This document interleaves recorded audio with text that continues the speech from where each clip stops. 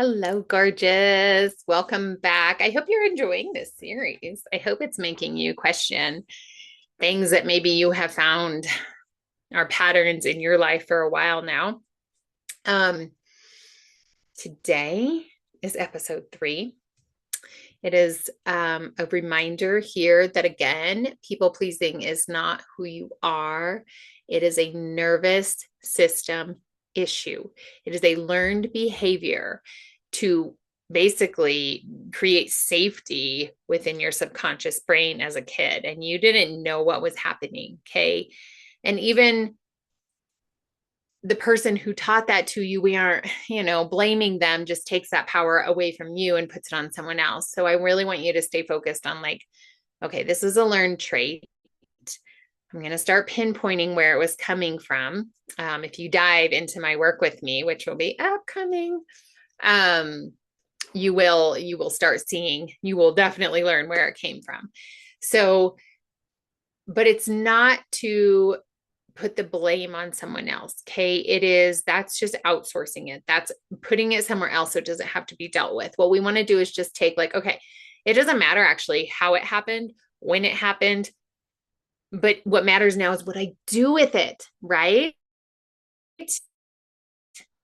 Um, so it's not that you can white knuckle your way there. It's a lot of staying within your body. It's a lot of pattern interrupting. It's a lot of recognition and learning how to take little tiny itty bitty baby steps to that next space where you're like, oh, I'm not doing that anymore. Okay. So again, this is a series. At the end of the series, I will be maybe giving more information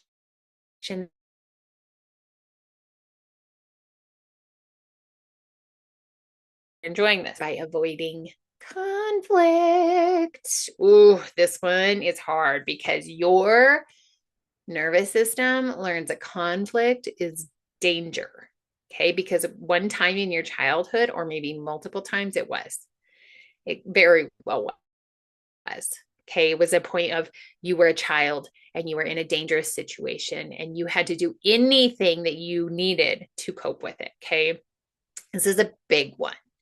Avoiding conflict isn't about the actual piece, it's about learning that there is maybe a threat that you're detecting. Okay. Your nervous system learned that disagreement risked disconnection, punishment, or even emotional withdrawal from whatever caregiver you had. This could even come from not even your parents or whoever was mainly raising you, but other really big influence outside of you. Okay. So, if you, if you decided, like, you felt like something was going to be really unsafe, you would then do whatever it took to avoid that conflict. So you chose to basically stay silent, most likely, or hide or withdraw, or they withdrew once you did something. And so, whatever the conflict was back in the childhood, whatever that circumstance was, they maybe punished you by them withdrawing, by them not showing love. Ugh, that's so heavy. So, conflict avoidance is a freeze, fawn, blend. Okay. So, there's, your fight, your flight. There's actually freeze and fawn.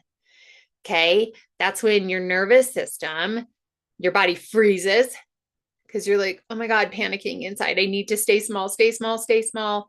And then the fawn restores the harmony, the harmony by, like, if you think of a baby fawn, like following its mom, like, oh, are you okay? Are you good? Where are we going? How are we doing? Okay. So it's a blend of the two.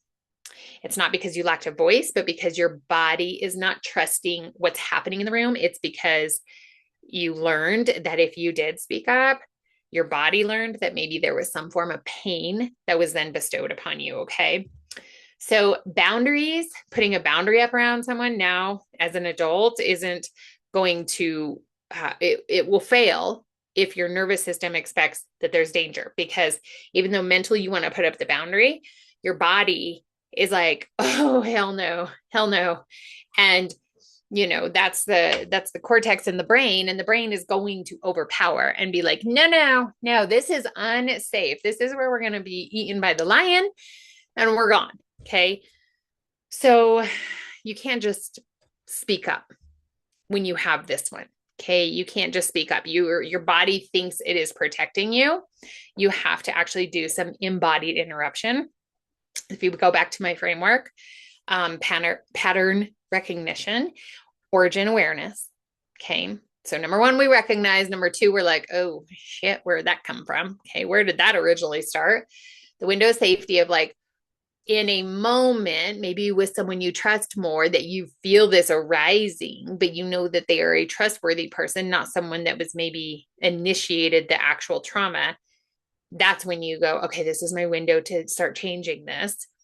Your embodied interruption, and that's the actual action that you will do in that window. And then your reclaimed authority, and you just keep repeating.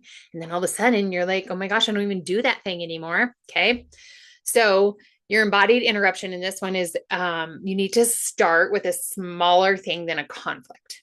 Okay. So with someone that you absolutely love, that loves you, okay, like a spouse or a really good friend or a parent, if they weren't that one that actually caused the thing, practice a micro truth, something that you actually have not said in fear of conflict. Okay. And gently, maybe it's something tiny. Maybe it's like that you've always gone to a restaurant to please the other person because you don't want to avoid, or you're trying to avoid the conflict, but you really actually hate that restaurant. Like you hate it.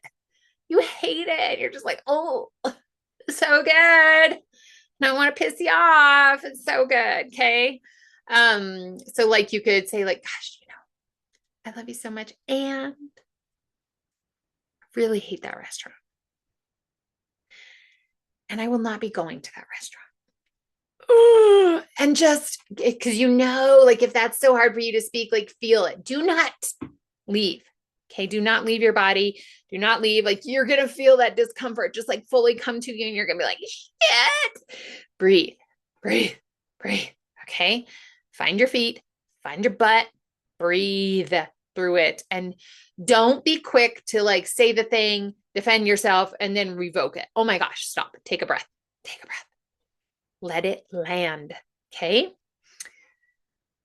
Speak your preference, pause, and have a slow response into it. Okay. So safety is built in increments. This isn't going to be like, I don't know, maybe you're the type of person that's going to go out there and like blow up the big thing that, people don't know about you.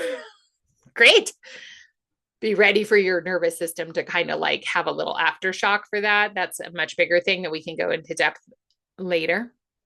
But I'm talking about little nuggets that maybe you've held back. Okay. So it increases the authority inside and shows your system that it's okay. It's okay. And it's safe to speak my truth. Okay. You reclaim your authority. Okay. You don't need to become confrontational. Okay. This isn't about like, sometimes the pendulum clear over here, swings clear over here, and then you become that confrontational bitch. And that's okay if you do. It's okay. Then let it kind of come back down and find the middle ground and like, oh, I can speak my truth without being a turd. Okay, wonderful. So it will help you to become just self-trusting, right? Reclaiming that inner authority. And when your nervous system trusts you, your voice will stop feeling like it's a risk. Okay. This is really important because right now, you might actually shake while you say something. Okay. And if you do, it's okay. Please let it because that energy is so overwhelmed and so terrified. It doesn't want to speak up. But if you can do it with a tiny, tiny little thing, like a restaurant you don't like, or something you don't like that person does, or, as long as it's not going to be something that is like a huge trigger for them, because wait for it, it'll come back. Let your body move the energy, whether you have to say it through tears, whether you have to say it and your voice is shaking or cutting out, or you're stuttering, or you're kind of like shaking, or you start sweating while you're saying it, or you turn bright red. Okay. Like I have that problem. If something happens that is like internal, I will turn bright red. It's like, thank you. Thank you for that nervous system. So, anyway, I hope you enjoyed number 3. I look forward to seeing you in number 4. Let me know in the comments how this is going, if you can relate to this one. And so far, like which one has been your biggest one that you suffer with. Okay. Bye, friend. Hope to see you next time.